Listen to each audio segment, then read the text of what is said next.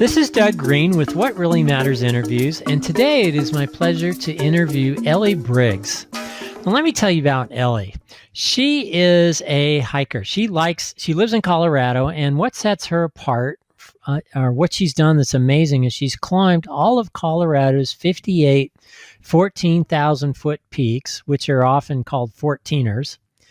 And that's pretty good in itself, but there are 5,000 people that have done that. What sets her apart is she did it with her Husky, her dog, which is a Husky named Loki. And there are only 3 dogs that have ever accomplished that. And Loki is the most recent one. And just to give you a little bit more background on these peaks, some of these peaks are technical climbs. It's like I looked at one of the pictures of the most recent one she climbed, Capitol. I was like, there's no freaking way I'm getting on that thing. Meanwhile, there she is sort of straddling this knife ridge with her dog. So there's so many things to explore here.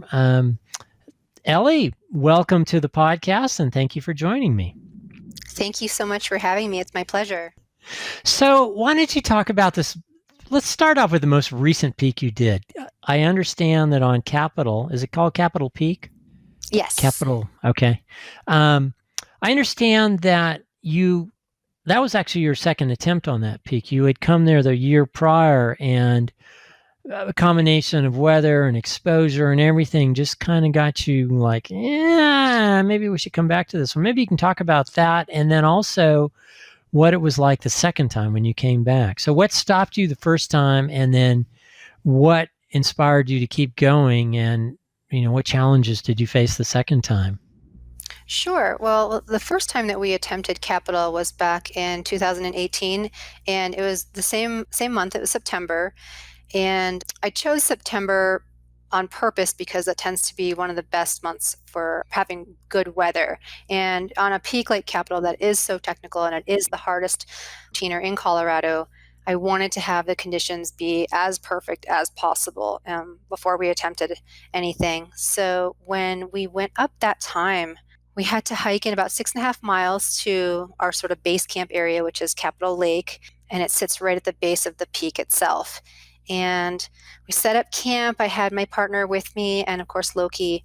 And overnight, the weather sort of changed and the wind picked up. And we actually didn't sleep a wink because the wind was so incredibly strong. And after basically just having a sleepless night, when our alarms went off, I think it was about 4 o'clock in the morning, partner and I just said, no, this doesn't seem like a safe situation wind-wise. Because especially going over something like the knife edge, where you really want to have it as much balance as possible. So we didn't even make an attempt. We ended up just going back to bed and sleeping in, and then calling it and hiking out the following morning. So that was a little disappointing, yeah. But then you came back? Yes, yeah. So yeah, it took a full year to get back to it. We had already climbed all of the other 14ers back in 2018. It was going to be our last one back then too. So it took, another year to finally knock this one out. But when we came back that second time last fall, again, September, and this time we just got super lucky and the weather was absolutely perfect. Everything about that day was perfect. I had gone around to all the campsites for people that were going to be making attempts the next day and let them know, hey, I'm here. This is our final summit. I'm with my dog. This is our experience. If you're uncomfortable, we can talk about staging our start times to make sure that we're not in the same area. Because, hiking with a dog on a technical peak is somewhat nerve-wracking to people that don't really know us or know our history or our expertise.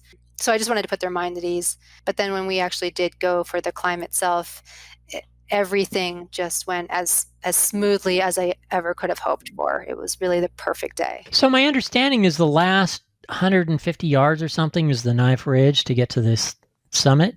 Not quite. So basically what you do, you have to go, so from the lake, you have to climb up to a ridge line and then go around the backside and sort of traverse for a while. And then you climb up another mountain called K2, which sits just directly adjacent to Capitol Peak proper. But between K2 and Capitol Peak is the knife edge. And that's 150 feet wide, or excuse me, 150 feet long, so that you have to traverse that section. And then once you get across it, that's actually where like the real difficult climbing begins. And then, so that's a few more thousand feet, I believe, from the end of the knife edge all the way to the summit. But really, basically, the knife edge is like where the hard climbing sort of begins, I would say. And what's the elevation where that begins? It's not quite 13. I can't remember off the top of my head, but it's a little bit lower than that. So when Loki saw this knife ridge, which sounds like it was probably the most challenging of all the peaks you climbed, that area, that last part of Capitol? In all honesty, I would say that there have been other sections on different mountains that have been more difficult. Because I think what makes the knife edge so scary is the exposure, where on both sides you just have this sheer drop off of over 1,000 feet. And so it's more of a mental challenge more than anything. Physically, it's not difficult. The rock is extremely stable, and you can sort of inch your way, like straddling it across, or you can actually even just walk it if you have really good balance and you're not too afraid. So it's not like a physical challenge, but it is a mental challenge. But for him, we had practiced. We had done another peak that did have a shorter knife edge. So he had been in that sort of environment before, and he was prepared for it. So how does he climb it? Does he just kind of straddle the knife ridge and sort of like his left legs are on the left side of the knife? He literally just walked right across it. I had brought a running belay setups that we had thought about potentially rigging up, my partner and myself, just in case, because we wanted to make sure that we were prepared once we get up there for any sort of situation. And if we needed to have him on belay for safety, or then we would have it. But we ultimately decided that it wasn't necessary to set that up, that we could very easily just have him walk across while one of us held him at all times. And that, I would say, was really more of a hindrance for him, because he was more than willing to just walk across on his own accord without us. But just for safety, for my own peace of mind, we decided that one of us would always have a hand on his harness the entire time. So let's go back a ways and go back to the beginning when all of this happened. I do want to get your thoughts on what actually, you know what? Let's go to when you climbed Capitol and you were done with this. What did it feel like to finally achieve this goal of climbing all of the 58 or all 58 of the 14ers? Oh my God. What sense, what was it like in your inner world when you did that? Well, it was really great. I mean, when we hit the summit itself, I very much had like a surreal moment. I did get a little choked up, and there were a couple of tears, just because I've been working on this journey for 7 years at that point, and I wasn't sure that we would ever get it. And after missing the Capitol Summit the first summer and waiting a full year to get it that second time, I had sort of built up a lot of anxiety, and I was nervous, made it so much bigger in my head than it ended up turning out to be.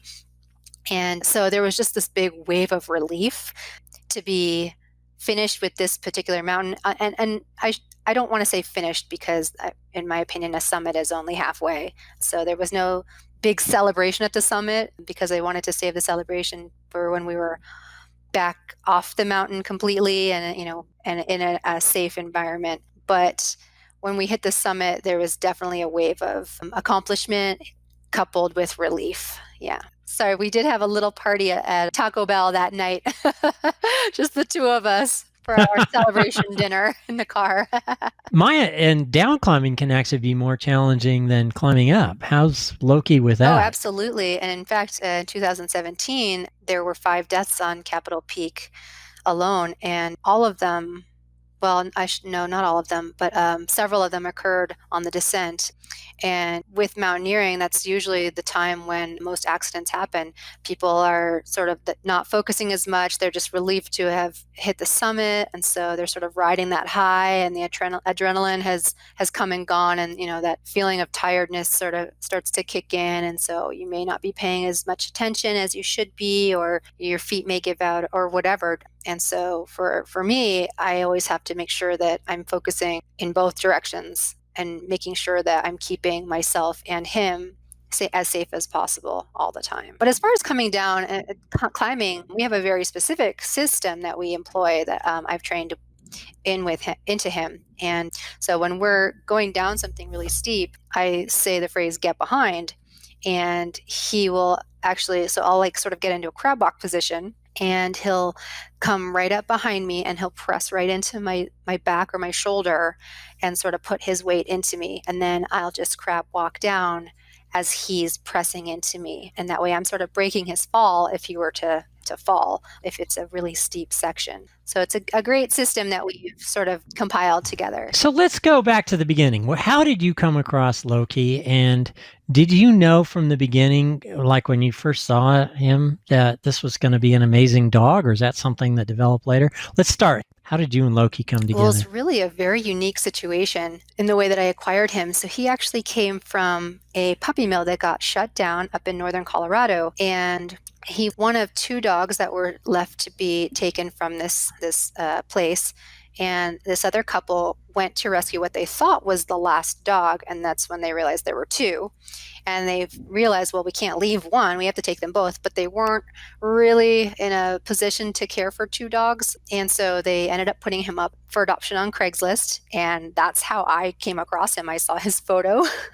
I was looking for a dog at that point. I knew that I wanted a northern breed dog. I've always loved them. So as soon as I saw his face, I saw his picture, and that was it for me. So I was typing as fast as I could to send out a message to them. And as it turned out, I was the second person to reply to their post out of 400 people. So it was really amazing. I know, crazy how many people fell in love with him. Well, not crazy because he's gorgeous, but just such a lucky moment for me. So we set up a time to meet, and as soon as I saw him, of course, I was in love, and he took to me very quickly, thankfully as well. And I ended up taking him home that day. It was a very lucky situation. From the moment that we were together, we were just best buds. So really awesome. So where did the climbing come into this? When did you start on that whole? What was interesting is that I actually, at the time that I adopted him, I was not into hiking. I wasn't outdoorsy at all, to be honest. I had never been camping. I had done very little hiking in my life. I was 30 years old, so that's kind of sad. But I didn't really have a lot going on in my life. I didn't have many friends.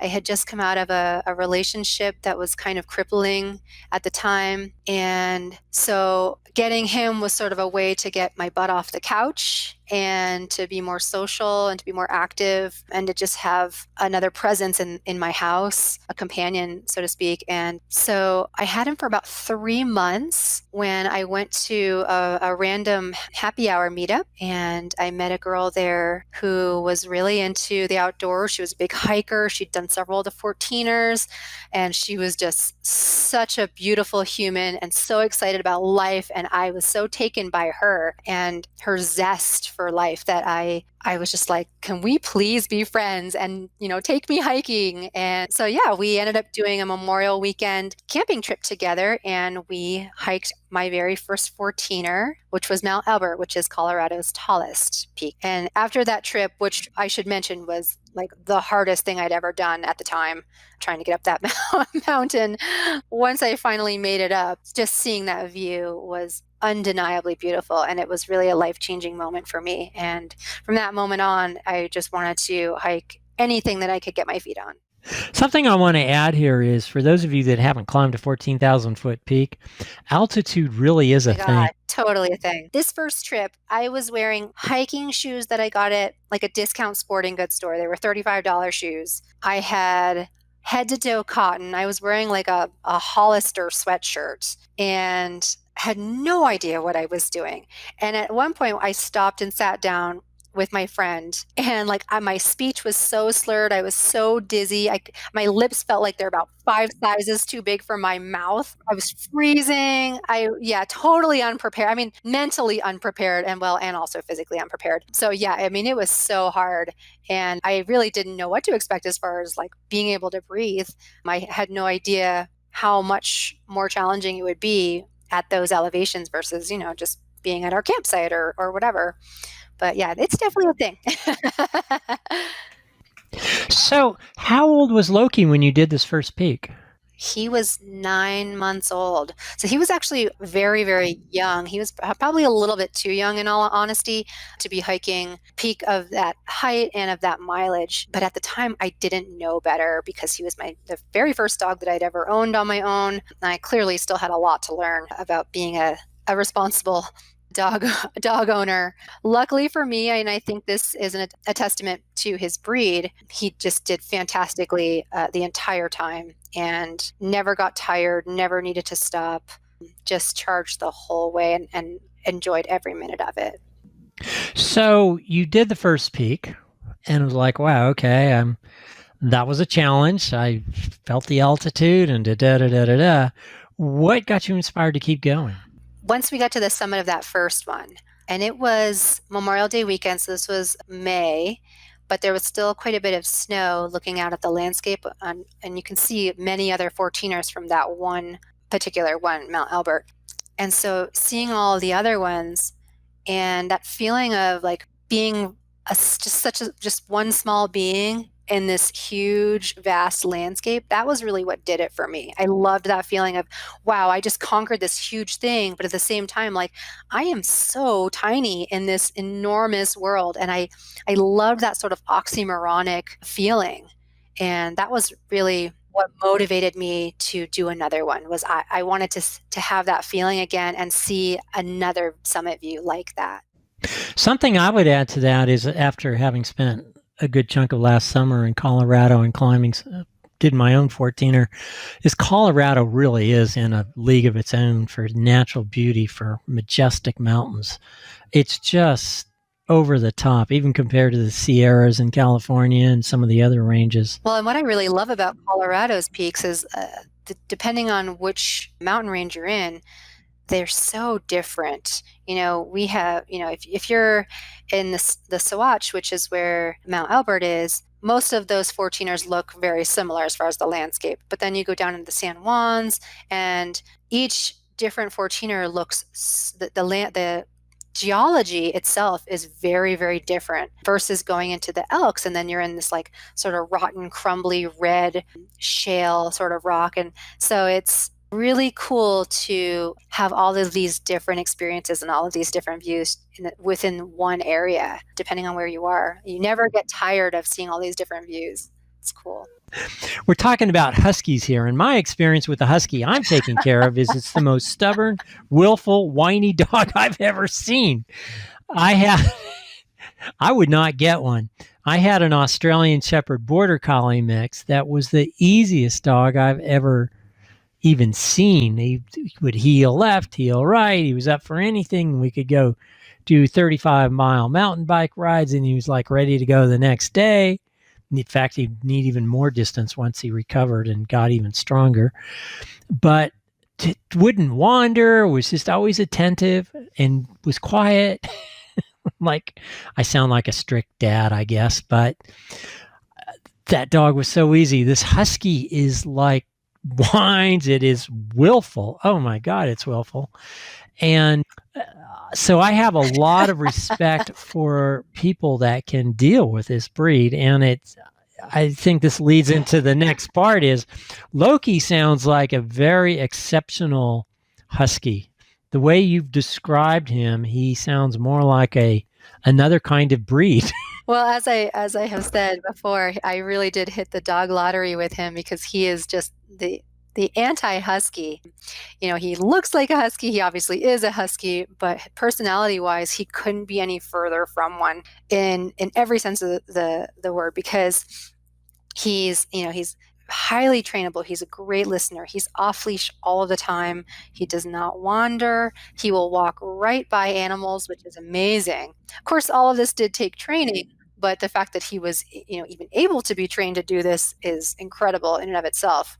He's a great conversationalist, I will admit that, and he's an excellent singer. But yeah, he's just a good dog. He doesn't have that sort of independent streak that most Huskies have. He's not always trying to escape and wander. I live in a condo on the 3rd floor, and he's so super mellow. He just hangs out with me all day while I'm working and chills out at my feet. Yeah, he stays by my side all the time. It's great. When he was going through some of his initial training, I had worked with a trainer, but as far as the mountaineering training, that I was able to do on my own, and that was after he had already gone through his other training. And so we had built this sort of foundation, and I was better prepared for how to segue into the mountaineering specific training. What special tricks did you learn in training that made him a better dog? Yeah, I mean, there are so many things that make him such a capable mountaineering dog. Things that he was just, as far as natural abilities, but then also things that we trained specifically for. I mean, as far as like his natural ability, he's very small for a husky. He's only 41 pounds, so he's a lot smaller and more compact than a normal sized husky would be, which is great because there are situations where, I may have to carry him or we may have to lift him up or, give him a boost or whatever.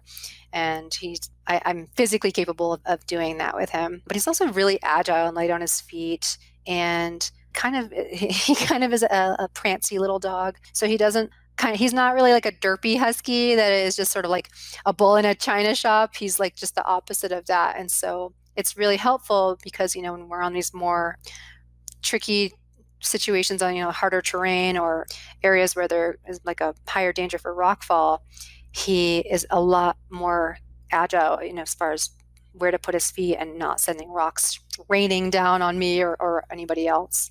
So that's really helpful. But then as far as like his training, our actual training, we did learn like, specific technique to be able to do these things safely, and then also incorporating specific commands. He does know left and right and scramble up and get behind, and yeah, just certain terms. He can find cairns, which is insane. Let's fast forward here a little bit, okay? So you did your first peak. It's like, ooh, I like this. I think I'd like to do some more. So you started doing some more peaks, and my understanding is you kept going up. Right. They got more and more advanced as you went along. So describe that. I assume that his skills got better, your skills got better, your connection with the dog with Loki probably kept deepening. So maybe you can talk about all of that. When did you realize that this was going to be a thing? And when did you think, I want to do all 58? Where do we start? That's a lot of questions for you. Let's start with, when did you realize that this was a thing you wanted to do and that Loki was up for it, and it sort of cemented in as like, wow, we've got ourselves Initially, when after we did the first one, and then a few weeks later we did another one, and then a couple weeks after that we did another one, and I really just wanted to hike as much as possible. And thankfully we did it very much in a progression. There are so many 14ers here in Colorado that are easy and, are easy walk-ups. And I don't want to say easy because none of them are easy, but on a sliding scale here, there are easier ones that don't require technical skills. And so we did all of those easier ones first, and that allowed us to sort of gain some experience and just learn how to work together as a team and learn how to build up that trust and build up confidence for both of us, really. I had no idea what I was doing when I first started. I was a total newbie hiker, and so doing more and more, I was getting more experience, and then also getting more experience incorporated with him. And he got more confidence, and then we learned really how to work together as a team and learn how to trust each other. So it was probably about 30 to 35 peaks in, so a few years into this whole experience, where I started thinking, oh, maybe this would be a thing. It's really probably the first time that I even sort of started entertaining the idea that maybe we could finish this whole list, because up until then I hadn't really even been thinking about that. I was just enjoying the process. I just loved getting out and hiking, and we weren't only doing 14ers, we were hiking plenty of other mountains as well. Once we got into, we got through the class 1 and class 2 easier peaks, and we started getting into the class 3 and the more technical terrain where it required more scrambles, and I was able to see his agility and see his ease of movement over the rock and into exposed terrain and how willingly he was wanting to go. That was when I sort of started thinking, well, maybe this could be something. Yeah, the more we started doing it, getting into these more challenging peaks, and it just kept coming together. And I thought, well, if we ever get into a situation where it's too much, then we'll stop. We'll call it, because it's never been an experience where like I will do it at all costs. You know, I'm only willing to climb something as long as he's willing to climb it too. Nothing is ever forced. If he doesn't want to do something, we're not doing it because he is my partner. He's as much of a partner as any human partner would be. He gets just as much say as any human would. So, did you reach some points where it was like, maybe we need to back off of this, and then somehow you busted through that? And I mean, as far as like the physical aspect of it, you know, I should say the technical aspect of it, because we did it as a progression and started doing easy and then, you know, more difficult and then most difficult and then hard. We never got into sort of, I should say, an oh shit situation necessarily, where it was too hard for us. I don't really remember there being any like really, really terrifying situation as far as the terrain. With the exception, there was one time where I got off route and we ended up in a kind of in scary terrain, but that was very early on in our hiking, and that was not the normal route, and we were thankfully able to get out of that safely. But just in our normal hikes, everything sort of went pretty well. Now, as far as the mental aspect of it, that I would say, yeah, we definitely had a lot more highs and lows, where sometimes I would sort of hit a wall mentally and just my heart wasn't into it at times. And so we would sort of take a step back and do other things. And then eventually I would miss being out there and we'd come back to it. can you describe one of those times? Like, what happened specifically? Yeah, there was this one time about 2 years ago. There's a cluster of 414ers down in the San Juans, which is southwestern Colorado. And this is an area called Chicago Basin. And Chicago Basin is not easily accessible. There are two ways to access it. There's one where you can either hike in from a trailhead that is about 16 miles away from your base camp area, or you can take a train from a town and from town to a trailhead that's a little bit closer.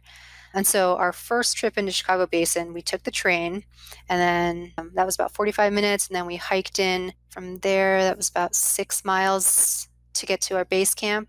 And I was on a very tight schedule because it was my weekend, and so I only had I think we had 4 days, including travel time, and it's a 6.5 hour drive, and then a 45-minute train ride, and then the big hike in, and wanting to summit 4 peaks. So very tight schedule. I had to do 2 summits on one day, 2 summits the next day, and that was it. Like, we had to have perfect weather. There's no second chances. And so the first day that we were attempting to do our first 2 peaks, we got up the first one really quickly, really easily, and the second peak is right next to it because the first one's a sub peak, but it's only about a 200-foot elevation difference between the first and the second one. So really, really close together, separated by a tiny little catwalk that's very exposed.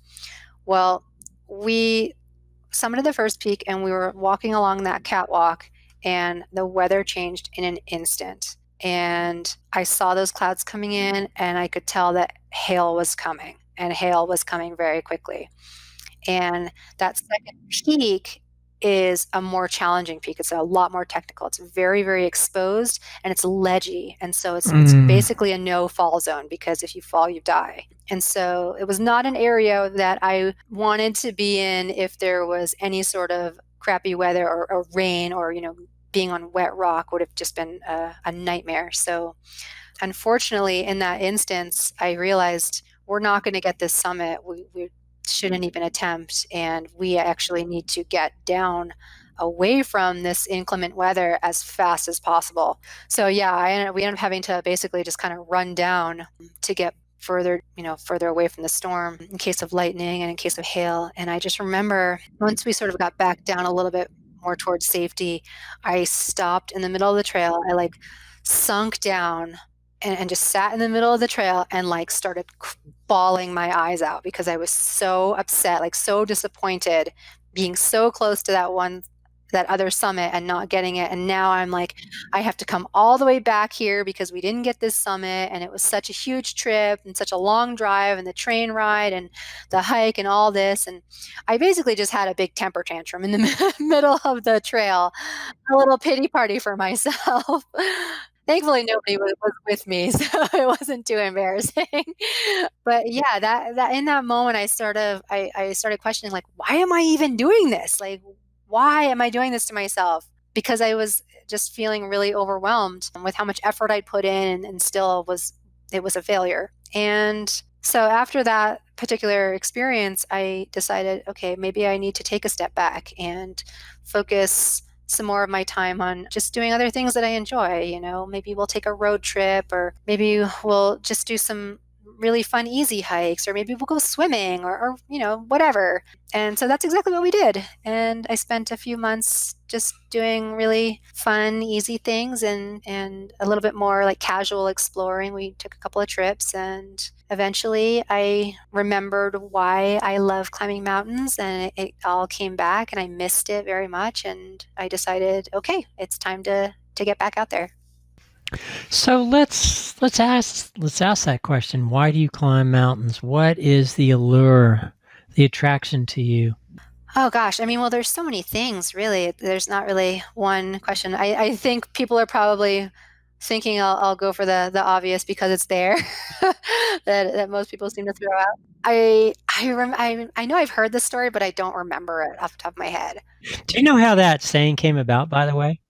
It was George Mallory. He was the first person to potentially summit Everest. Yeah. And somebody asked him at a press conference, like, why do you do it? And he very flippantly just said, because it's there. And it, like, all right, that was the soundbite, and off they ran with it. So Why not? For me, it's a little bit more personal, but there are several reasons why. I mean, I love the physicality of it. I love that challenge, but it's also the time that I spend in the mountains. That's sort of my time to recharge and reset my mind. I think the simple act of just putting one foot in front of the other in a repetitive motion, that allows your mind to sort of wander.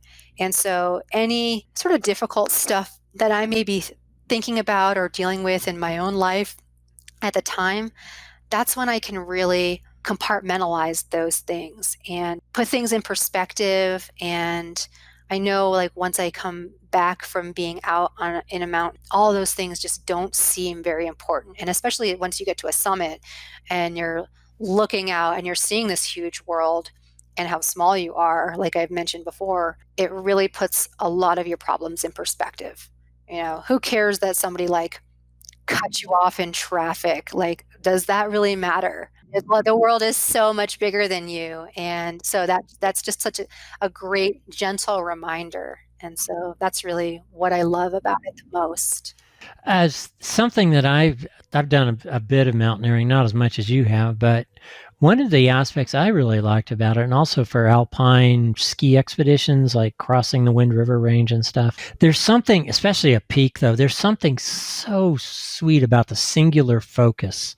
There are all these things that have to come together to get to the summit, but you're always remembering that the reason you're here is to reach the summit, or to try to reach the summit. And it's something that marshals all of these different aspects together, the organization, the training, the gear, and all of it to come together for a single focus. And it really makes life nice. Those moments so clean and simple. It's like, there's the summit. That's what I'm going for. And everything else coming into this is in the efforts to get me on top of there. And there's a real easy way to measure whether you succeeded or not. Did you stand on the summit? And I think you really hit the nail on the head there, because yeah, you do all this planning and all the training and all this preparation, but then once you're out there, there's really one singular focus, and that is to get to the top. And regardless of whether you actually reach the summit is not as important as the process itself, but you're really focusing in the moment on, especially as you get into the more technical terrain, you're focusing on what you're doing. And even though, like, if I'm just walking on easy terrain, my mind is wandering, sure. But then once you get into that harder stuff, you're just thinking about, okay, where do I put my hand? Where do I put my feet? Where does Loki need to be? And that sort of hyper focus is to me, it's very soothing. It's very calming because it's very uncomplicated. And sometimes we allow our lives to become so extremely cluttered and complicated. So just to be able to be physical with our bodies, but in a very simple way, I think allows our bodies to sort of recharge and reset from all the outside noise that we're always dealing with. There's this beauty of, especially on these exposed ridges where you have these grand views and some challenging terrain and you're dealing with altitude and there's all these things going on and it's so almost otherworldly sometimes. And to me, sometimes I feel like I go to almost an otherworldly or elevated place inside. You know what I mean? Oh yeah, absolutely. There's a reason why people say the mountains to them, it's like going to church because it is sort of like that sort of that it's like a spiritual experience. And I think when you're at a higher elevation, you feel closer to the sky. And I mean, I don't know if you, I'm not necessarily a spiritual person myself, but to me, I feed off of that energy in the environment. And that is what is sort of spiritual to me. And so that's sort of, it's just a refreshing feeling to be surrounded by beauty. And there's so many studies that have shown that nature has so many healing properties, and that's such a great natural treatment for a lot of especially mental illnesses and things like that. It is for depression. I actually went through pretty prolonged depression when I thought I might go blind from glaucoma, and nature was one of the places where I could really get out of that funk, or at least it wouldn't hit as hard when I could get out in nature and hike and all of that. I loved it. You know, along the same lines for me, at the time before I started hiking, I was coming out of this really sort of horrible situation where I was really, really depressed. I wasn't eating, I wasn't getting off the couch, and my family had to sort of stage an intervention for me because I was in such a low place mentally. And I think that was, you know, looking back, that was probably one of the biggest reasons why I took to it, was because coming from such a low place and then feeling that high of that first summit was in such a stark contrast. I was eager to have that high again, that feeling of that sheer happiness again. And in that sense, doing this whole process of hiking is what saved me from my darkest times. Another aspect of this too would be your relationship with Loki, right? I remember a divorce lawyer telling me, hey, if you want to experience unconditional love, get a dog. Absolutely. And I you know that feeling when I had a dog named Deco. It was an Australian Shepherd Border Collie mix, and still a decade after I had to put him down, I still feel this warmth around him that just, I remember these incredible times with him. And then more recently, taking care of my friend's dog named Jumbo in Colorado. It was there's just this feeling that goes so deep and, love, I guess. I don't know what to call it, but it's magic. Unconditional love. Yeah, it's a very pure form of love. It's a very uncomplicated love, I think, because, you know, human relationships can be so complicated that it's not just a very simple kind of emotion. You know, you fight, relationships are hard, you have highs and lows, but with a dog or many other animals, you don't have those highs and lows. It's just highs. It's just a very simple, happy love. And going through this whole process with Loki has been so incredibly special because we both have learned so much and grown as a team. And I think being in such having this unique experience, but also being in such a beautiful surrounding when we're having this experience has really made it even more special. He loves hiking. He loves climbing mountains. I mean, you can tell it's his passion. The second I start bringing out the gear, he goes crazy because he knows we're about to have a fun time. And so I know that he enjoys it. So being able to have that fun experience together where we're building this incredible bond and we're doing something that's challenging, but we're still overcoming that, That's what's made our bond especially tight, I think. I can hear her. Yeah. Oh my goodness. For those of you listening to this, I'm taking care of this husky that will not stop whining. And it is how apropos for a podcast interviewing somebody that took a husky on all of these great peaks. They are not my kind of dog. Hold on. I've got to deal with this. Unconditional love. We were talking about unconditional love with an oh boy, maybe not so much which on I'm your not end. feeling for. Yeah. Let's go into the bigger life lessons you've gotten from all of this. What have you learned about yourself? What have you learned about yourself on all of this? Who were you before you were climbing all of these peaks, and who are you now that you've climbed all of these peaks? What sort of growth did you experience in doing all of them?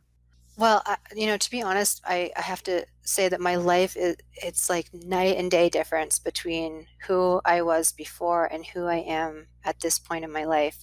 So describe who you were before. Yeah, before we had ever stepped foot on one, I really, in all honesty, I really wasn't much of a human being, which sounds terrible, but it's true.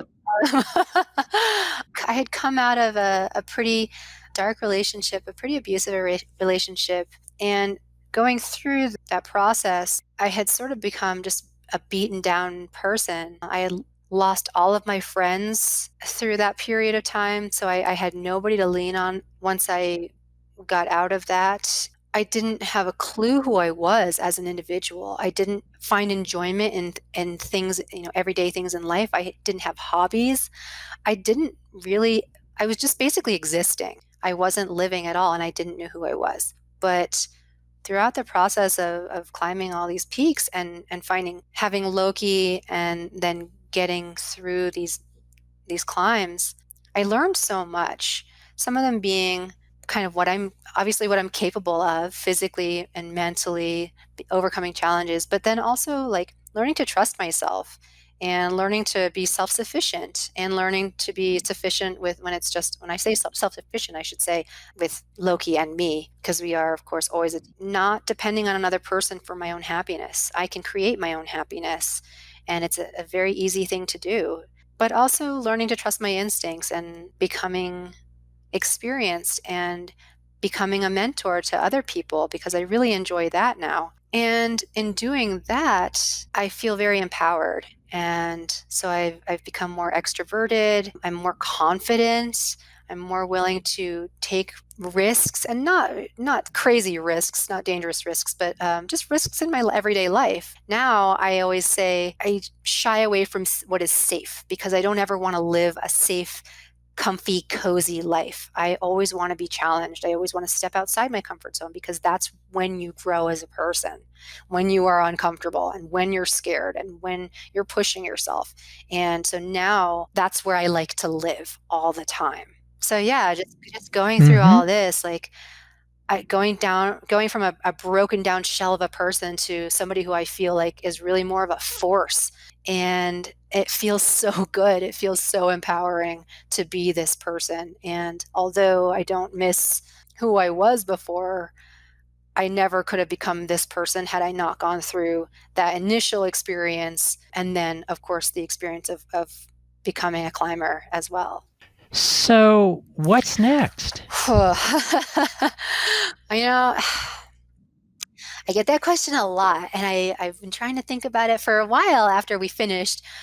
I didn't even want to think about that, because I just wanted to sort of like revel in our accomplishment and just be comfy and cozy for a second. But now I'm starting to think about it more, and I do want to get out to California this summer and start on some of those 14ers. Obviously, we're not going to finish any of all of those, because they are very technical. They're actual like multi-pitch rock climbs for several of those, but we'll do some, whichever ones we can, and just have fun with it. And I've mentioned kind of in passing and before that I kind of a pipe dream is Denali. I would very much like to give that a go. Realistically, I don't know if that's possible. Loki's 8 years old. He's still in fantastic shape physically. He's not showing any signs of slowing down, but you never know. We do have just sort of a few years, I think, before that window starts to close. And so we'll see sort of how far we can get with that goal and whether that's attainable. But if so, that would be a really wonderful experience, I think. Something to aspire to. Indeed. Yeah, 20,000 he's a feet. big boy. Yeah, I've done a few international climbs myself, and those have been really fun.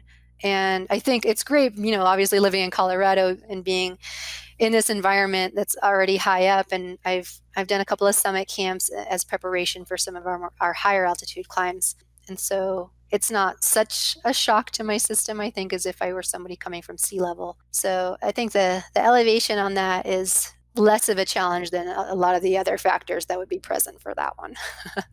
So I have some questions here from some of my Facebook that were Yeah, submitted let's hear via it. Facebook. So one of them is, and she says this, Inara asks, tongue in cheek, why? Why do you climb the mountains? We sort of covered that, but why don't you go ahead and give it another Yeah, yeah. Yeah, another we talked about that go ahead. already. I think we covered that pretty well. But it's fun, It's that challenge is every experience is completely different. Each one is unique. We have collectively about 85 14er summits under our belt, and I can tell you, I remember every single one of them like crystal clear because they're all so different. And each one has just been such an amazing experience. Not all of them have been awesome, obviously. Some of them have been really disappointing or terrifying or exhausting or utter failures. But even that's a learning experience. And so the experiences that I'm having, these are creating life lessons for me that I can take into other aspects of my life. And I appreciate that. It's teaching me who I am as a person and what I'm capable of. And I really, really appreciate that. Okay, here's the next question from Patty. She asks, do you pack a spot, one of those location beacons? Or what emergency protocols have you established? And have you ever been in a situation where you had to actually activate emergency Yeah, that's a protocols? great question, especially in my situation, which is sort of unique because, the whole reason why I started climbing with Loki is because, I have some, I don't want to say limitations, but I have to take certain precautions. And so having him there as an alert dog is really helpful because when we're miles away from the nearest hospital, if something were to happen to me, it's not like I can just call 911 and have an ambulance come pick me up and take me to the nearest emergency room. Yeah. So, he obviously is a great addition to my climbing partner group. And so we're able to prevent these situations before they arise. But as far as the spot or a personal locator beacon, I do carry one sometimes, not all the time. Once I used to not do that, but once we started getting into the more technical terrain, I felt like it was just a good backup to have if anything were to happen. Not necessarily with me in an emergency situation, but just kind of like if any sort of other emergency were to happen, like if I were to break my leg or if something were to happen to him. I have carried him one time when he was injured. I had to carry him about 3.5 miles back and take him to the vet. And thankfully, he's small enough that I can do that. Yeah, he Wow. got a porcupine. He met a porcupine in the bushes. Porcupine. Yeah, we were in a backpacking trip on an approach, and we were like, the trail was really, really thin, and it was on each side were like these super tall bushes, and he's like the bushes rustled, and he stuck his face in and came out with a face full of 44 quills. That was a very scary experience. So yeah, I had to carry him about 3.5 miles over my shoulders, like potato sacking him, and raced off to the vet. So in situations like that, obviously a spot's not going to come in handy, but I carry an inReach. So yeah, like if something were to happen to one of my other partners, or if I tumbled down some terrain and was physically injured or something, it's nice to have that line of communication, and also just to be able to keep in touch with people who are back home if something were to happen, like say we run into some crazy weather and we have to spend the night out there or whatever. It's nice to be able to text somebody and say, hey, I'm alive, I'm safe, but I'm not going to be home tonight, so don't worry, and just be able to communicate. Okay, this next question is from Peter. He asks, "How many dogs have you been through?" Been through so far zero. I mean, I'm on the one. Loki's actually my very first dog that I've ever owned on my own. Previously, I was a cat owner. Yeah, I don't know how they would do as far as mountaineering, or should I say meowntaineering? Mountaineering? Probably not too well. Sorry, that was a bad cat pun.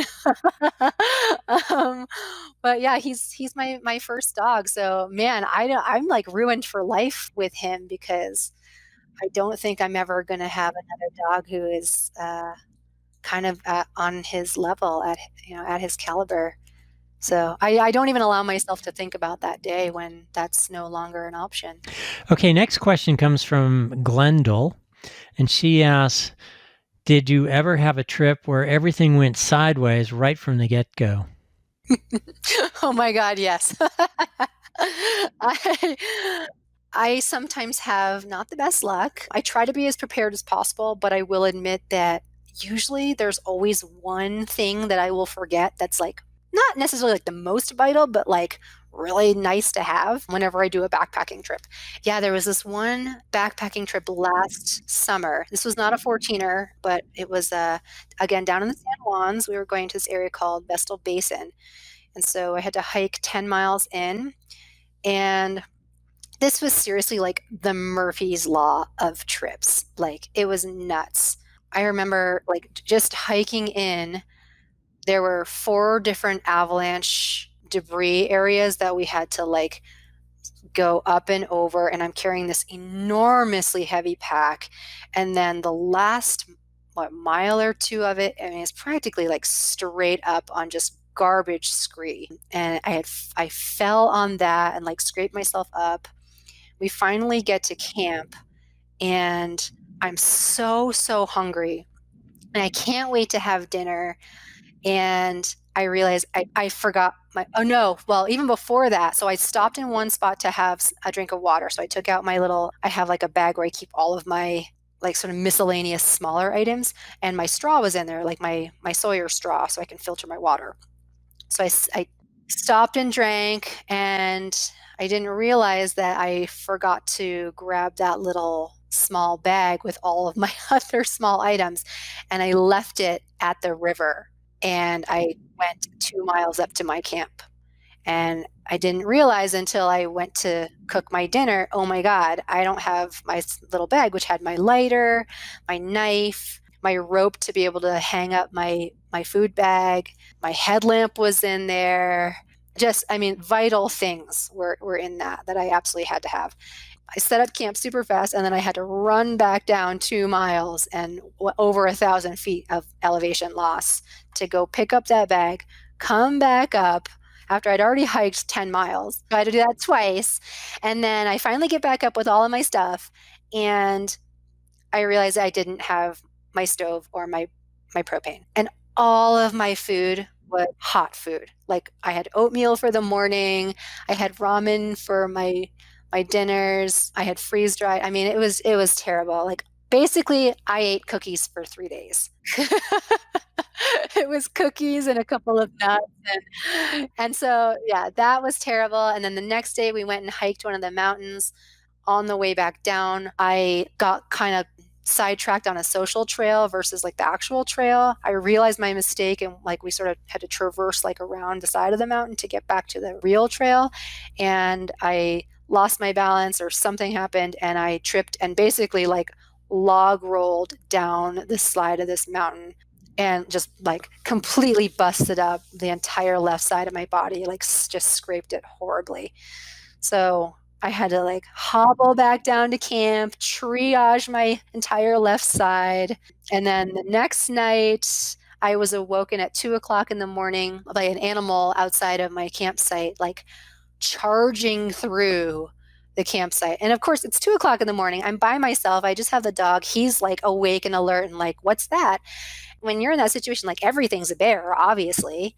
And so I'm just like, I'm clutching my little tiny like pocket knife, like death grip, like, what's out there? Is there a bear? And it actually, like, whatever it was, like, approaches my tent. I feel it boop the side of my rain fly, and I'm just like, ah! I just start screaming as loud as I can, like, telling it to get lost because you're supposed to do that when there's a bear, and took off.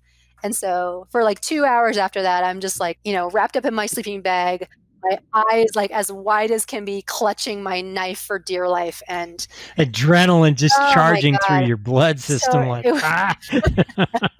just terrified out of my mind. And turns out in the morning, in the light of day, and I went around and inspected my campsite, and it was deer prints. So that was a really fun trip. Okay, this next question comes from Raven. I actually know her. I think she's an animal whisperer or something.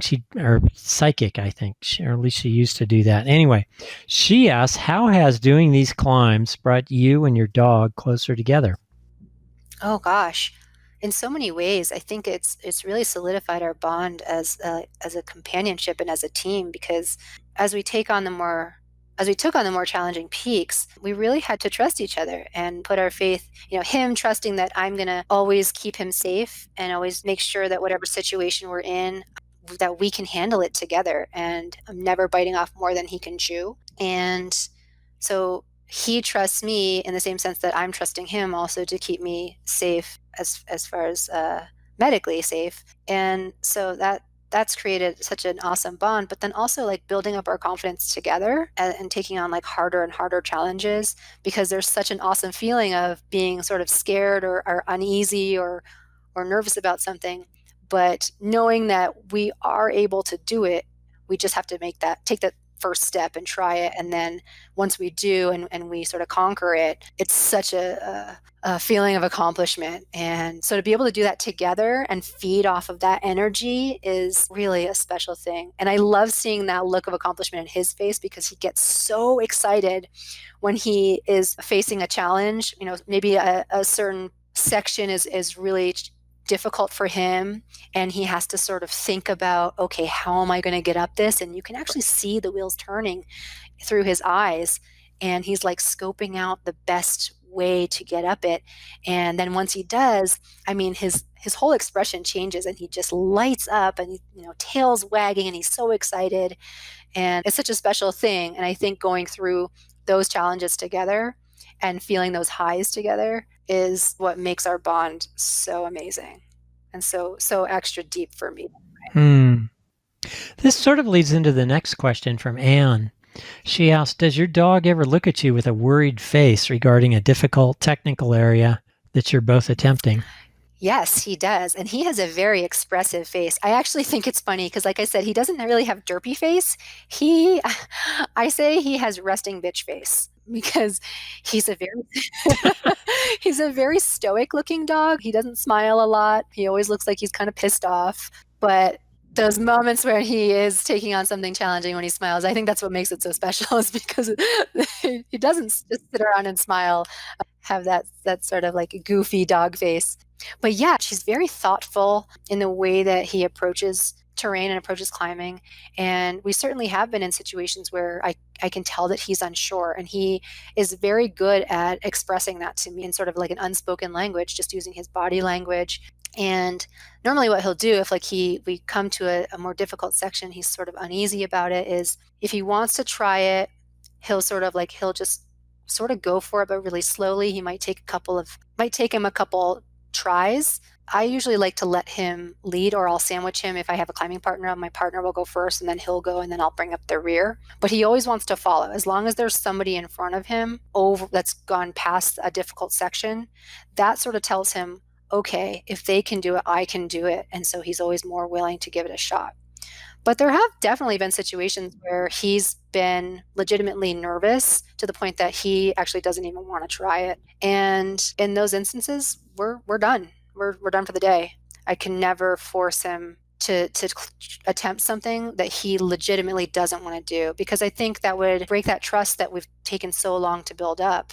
And I think that's a really important thing to always be cognizant about, is making sure that every experience for him is as positive as possible, and encouraging him, because that's what's going to make him want to keep going. And so if, like I said, he gets just as much say. So if he is too scared or he's too tired or whatever, and he doesn't want to try something, then we don't, and we'll find either another way around or another route, or we'll go home and we'll practice doing sort of the same kind of moves on similar terrain somewhere else, and then we'll come back to it. And by that point, once we've mastered it, he'll be more willing to do it and be more successful that time. So I think that's been one of the secrets to our success, I would say.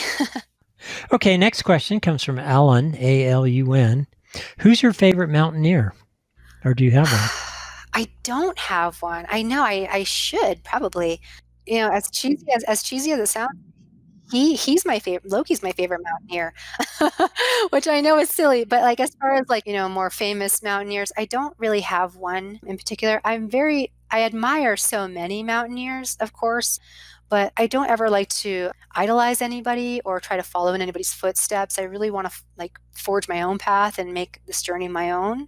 And I do find inspiration in other people, but at the same time, I just want to stay really, really grounded. And so I think by like following somebody else or watching their social media or whatever, that sometimes can affect how I am as a mountaineer and the challenges that I put in front of myself or in front of him. And so I don't ever want to be influenced by anybody else, I guess I should say. Do you have anybody that inspires you? Could be in any other field, doesn't have to be rock climbing or mountaineering or anything, but somebody that you really admire and, I don't know, maybe emulate or seek to emulate? I guess I can't think of a singular person off the top of my head.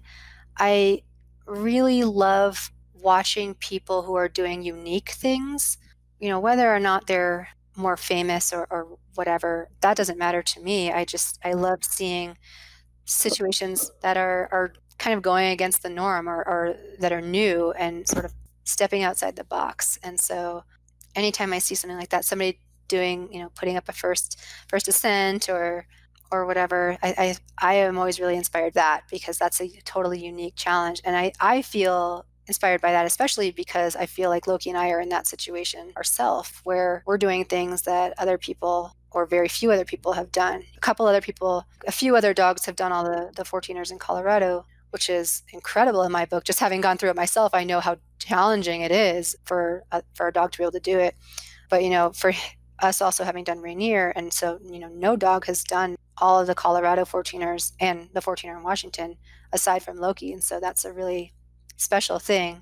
But at the same time, realistically, like that doesn't matter because Loki doesn't care what we're doing, how tall the mountain is or what box we're checking or what list we've completed. And so I try to follow in his footsteps in that sense and just enjoy every experience and not seeking like a status or glory or recognition or, it's just appreciating every moment for what it is. So yeah, I kind of shy away from fame and celebrity in all other aspects of my life. That might bring about another question, but let's continue with these. Do you ever get scared? Have you gotten scared on some of these? Yes, not too many times. I feel like for the most part we're pretty dialed in with our technique, and I don't really get super scared with exposure.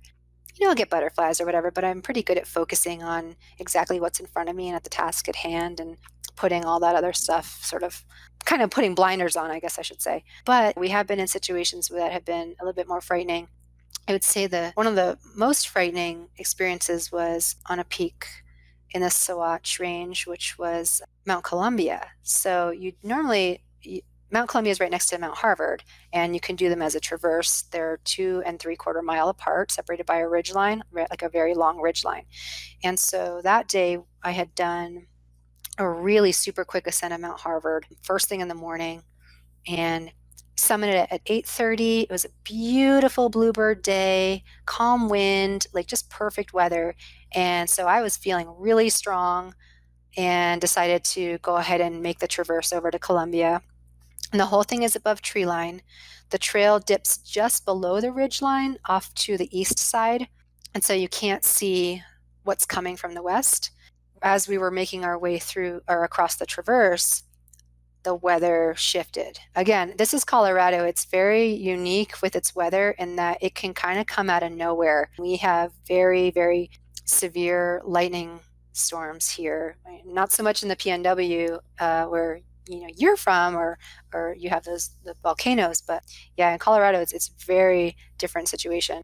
And so even though I had that perfect summit, an hour prior as we're making our way, and I can't see, the weather had changed, and all of a sudden I just start feeling sort of like the air starts feeling thicker and the temperature dropped. And then as the clouds came over the ridge from the west, like the west and southwest, I started realizing, oh, this is actually turning into a storm out of nowhere. It ended up being a hailstorm. So I was thankfully I had service, and I was able to call a friend of mine or text a friend of mine and ask him, hey, can you take a look at the weather model, like see what's going on? Is this like a quick moving thing? Do I want to just like hunker down here and kind of wait it out? Or do I need to like make a run for it? What should I do? Because the clouds were looking pretty nasty at that point and hail was coming down. Get down as fast as possible. And so unfortunately, as we were on the traverse, only way to get out was to go up and over Mount Colombia. And so that's what we had to do. Going up, once we got like sort of higher in elevation towards the summit, we actually went into those storm clouds and were completely surrounded by them.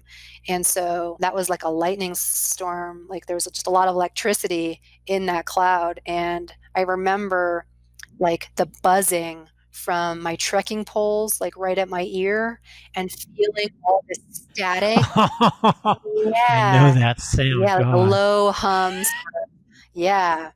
And the static from my clothes, like everywhere they touched my body, it was like 1,000 like tiny little like shocks, not painful, but sort of, just uncomfortable, where you feel like you're just being jolted every time you move, basically, and your clothes hit you. And my hair was sticking straight up in the air. Loki was wearing a harness at the time, and I took his harness off because it had like one tiny little metal piece. And I'm like, nope, we're not going to take, any chance. I was trying to mitigate the dangers. And so we just like ran as fast as possible. I'm carrying my trekking pole as low to the ground as possible because it's a lightning rod, obviously. Yeah, once we got back maybe 200 feet below those clouds off the summit, it was beautiful again. It was like just this one isolated area once we got below that summit. It was nuts. But anyway, what's really actually sad about this story is, even though it was a frightening situation for us to be in, it was even more sad because on an adjacent peak, another 14er on Mount Yale, that very same day in that very same storm, lightning did strike and hit 4 climbers and killed one of them. And for that to be right next to us and to have happened, in that same time that we were there, it was a very humbling moment and a good, a very sad learning opportunity for me. It was very, very sobering, yeah. And it really made me more aware of always being aware of like what the weather is doing, even when I can't necessarily see it. And even when it seems like it's going to be fine, it can change in an instant. You never know. And so just being sort of like hyper aware. Yeah. Okay, so next question. This is again from Alan. He asks, what mindset do you need to be a great climber? I think there are a couple. One is feeling confidence. Even when you're nervous, you have to just trust that you can do something. You can't be frozen with fear, because I think once you let the fear creep in, it eventually will just take over. It's kind of like, I don't know, I used to skydive several years ago, and it's one of those things where like you're standing on the edge of the plane and you're ready to jump out. And the longer you stand there, the harder it is to actually jump out. You have to just keep moving and keep going through the motions, and don't ever stop. Don't ever like second guess yourself. Just keep your body in motion. And so I think it's the same thing mentally. always keep your mind in motion and don't be crippled by that fear. But then also, I think, and this is something that sometimes gets forgotten in mountaineering, especially, is to always be humble. I think as you start to get more experience and you start to get more notches on your belt, it's very easy to sort of get a big head about things, or to be more elitist. And so always remembering, like, there's always something to learn. The mountains are the ultimate teacher, and they are always going to come out on top. They are number one, and you may, if you're lucky, be a distant two. Being humble and being willing to learn and grow from every experience. And it only takes, like, you can be the best climber in the world, but like the mountain is always going to win. So you can have one bad experience and it'll knock you right on your ass and humble you. A good friend of mine named Mark that actually got me into ice climbing and rock climbing and mountaineering and stuff when I was in Sun Valley, Idaho. I remember saying, let's go conquer that peak. And he said, conquer? Excuse me? And he said, when you go up on these mountains with me anyway, we're not conquering anything. We are the invited guests of nature. And sometimes that peak, sometimes those mountains will let us have a great experience up there. But we're not conquering anything. If nature wants to kick our butts, it will have no problem doing that. So always be, I don't think he used the word humble, but it was basically always be respectful and, forget the conquering thing. It's not why we're here. I totally agree. I never use that word either, for that very same reason, because you're not conquering something. You're being allowed safe passage, or maybe sometimes not even safe passage. Maybe unsafe passage, or maybe no passage. So yeah. Maybe you'll be passing on to the next frontier. Right. So it's always an important lesson to keep yourself in check. So that finishes the questions from some of my Facebook compadres. Sort of to wrap this up, what would you pass on? What top, maybe 3 tips would you pass on to others that are thinking about this or something similar? Some sort of big challenge in their own life that takes literally years, especially in your case, to pull this off because there's so many peaks to climb. What sort of encouragement, inspiration, and especially maybe calls to action what can they do to be capable of doing this and to do it? Well, first of all, I should say, if we're speaking specifically of wanting to summit all these 14ers with your dog, I'm going to flat out say don't. Please don't attempt this. I do not want to be responsible for providing encouragement for somebody taking their pet dog up these incredibly dangerous peaks. This was really a very unique situation for us to be able to do it and to be able to do it safely. But there were so many factors that had to come together so perfectly for this to be a success and for us to be able to do it. So in that sense, I don't with this particular situation. Have fun, enjoy the class 1s, class 2s, maybe an easier 3 or so with your dog if it's especially skilled and capable and has experience. But the rest of the time, just let him snooze on the couch and enjoy a peaceful day. But for anything else, any other challenge, non-canine mountaineering related, I would say take the first step. For me, the first step was getting my butt off the couch and deciding to go to a happy hour meetup with people, to meet people that I was by myself. I knew not a single other person, and I was so shy at that point and had no friends. And so that to me felt like climbing a mountain almost, mentally, because I was terrified. And so really just giving myself the encouragement to say, okay, we're just going to start here and see how it goes. And from there, everything snowballed. So just like get up off the couch, make an attempt, because you never know the instant that your life is going to change and how drastically different it can become just by taking that one teeny tiny little step. Number 2, I would say expect to fail, because it is going to happen. It's just inevitability of life. There's always going to be peaks and valleys, and sometimes it sucks, and you have to just have a little pity party for yourself in the middle of the trail by yourself. Then get up, brush yourself up, and keep going.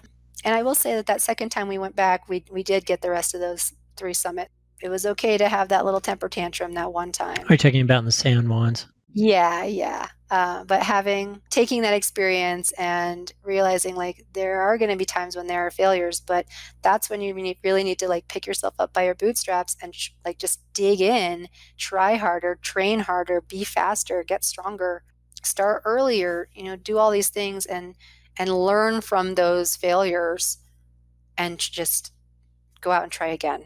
And then 3, trust your instincts. I would say you always know what you're capable of. And so for number 3, I would say just trusting your gut, trusting your instincts. You know your own capabilities and your own limitations, and trust like how you're feeling in that moment. Like, does something seem too hard? Does something seem hard, but you know that you can do it? Does the situation seem just a little off? Maybe you're having a bad day, or maybe all of the components aren't coming together. Just reading a situation and taking in all the different factors and making smart decisions, but also not being afraid to take a risk. Well, okay, here's another one. This was a question asked by Tim Ferriss of his guest that I really like. What books have inspired you? Oh, I love to geek out on like mountaineering books, and I love reading about like different stories. Right now, I'm reading Over the Edge, which is the story about when Tommy Caldwell and Beth Rodden were taken hostage.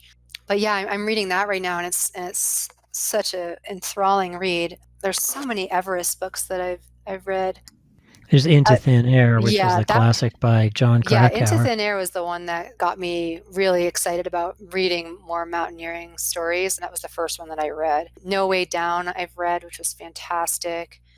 Into the Void? I have, yeah, Into the Void I've read is very good, and that's such an inspiring tale. Oh my gosh. I think that's probably my favorite, and the movie is fantastic too. I don't know if you've seen that.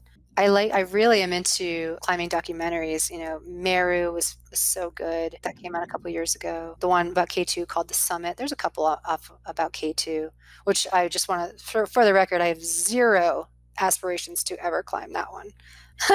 I do not have a death wish. That one's out of my league for sure. Every person that makes it to the summit, X number die trying. 1 out of 3. It's really, really bad. Yeah. At least I think Everest is like 1 out of 12, but yeah, K2 is terrifying.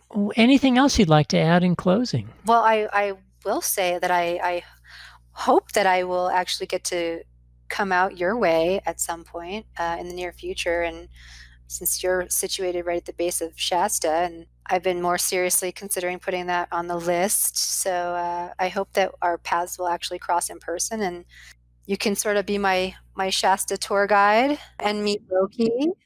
Love to. Might be up for climbing it again. That would be a person. I mean, my own trip guide. That would be so awesome. It's a fairly straightforward climb. There's just the red banks, which is the only technical section at all.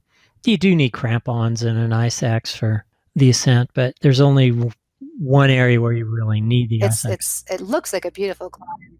I go to the PNW maybe once a year, so I'm actually heading back up there in 3 weeks, I think.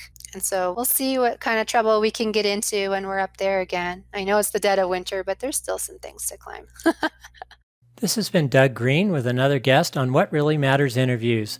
You can find links to more information on this and other interviews in the show notes at whatreallymattersinterviews.com. For this specific episode, look for the Ellie Briggs interview. Stay tuned for more interviews with authors, artists, adventurers, and others with great stories and lessons to share.